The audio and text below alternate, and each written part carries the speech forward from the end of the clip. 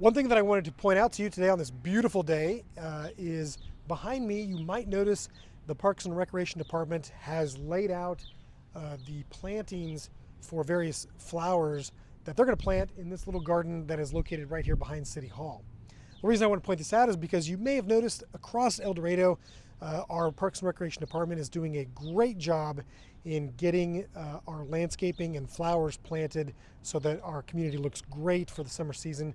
And I just wanted to tip my hat to them because they do a great job in making our community look beautiful. And I know they get a lot of folks in the community that really appreciate the work they do. So if you see someone from Parks and Recreation out working in our landscaping beds or flower beds, please give them your compliments because I know I appreciate the work they do and I know you do as well, as this makes our community look really beautiful and welcoming. This past week we had quite the storm come through and we had some hail. So if your property was damaged from hail, you might be approached by a roofing contractor. So what do you do if you're approached by a roofing contractor? Well, the first thing is verify that they've actually been registered with the city.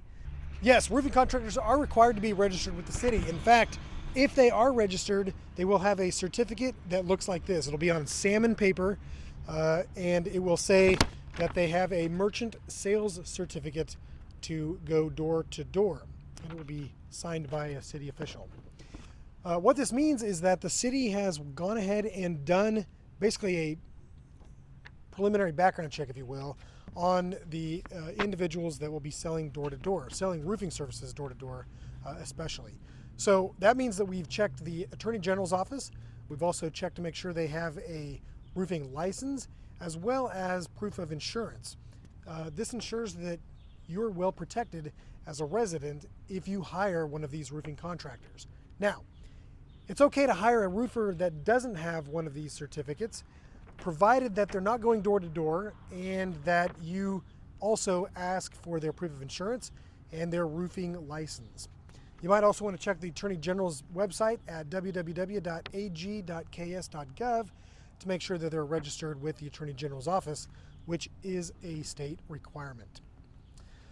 So you can hire any roofer you want, but just make sure they have the proper documentation to make sure that you can trust their work, and that if their work isn't sufficient, you have the means to get insurance involved and make sure that you can get any claims addressed. Don't sign anything until you have all this paperwork and you can verify that they've either been registered with the city or that you can verify that they've been registered through these means independently. If repairs are not urgent, like if you don't have a hole in your roof, for example, take your time. You don't need to make a decision today or even tomorrow. Go through the process, make sure that you get a good contractor.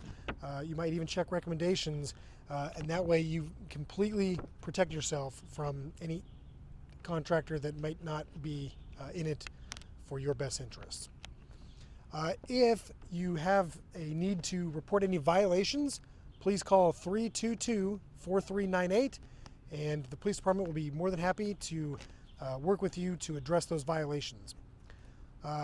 Another thing that you need to be aware of is that if you have any questions regarding the permitting process, please call the engineering department. You can reach them at 321-9100 and listen to the prompt, and you'll be able to speak to someone from the engineering department to answer all your questions about permitting as with respect to roofing.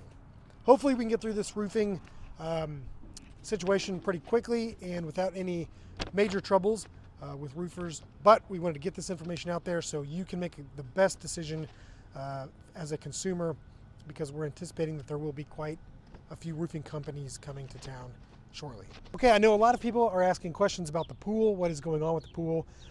Last week we had a broadcast from the pool where we showed the Public Utilities Department removing the large slide due to safety concerns. The pool plan right now is that we are still on track to open the pool late June. So we don't have a date yet. We will be announcing that here in the coming weeks, but we are anticipating to open in late June, and so we will get that information out as soon as we are comfortable with a firm date on when we will open. Of course, we're getting the electrical issue addressed, but then we will also have to fill the pool and allow the system to filter all of that water through for about 7 days or so.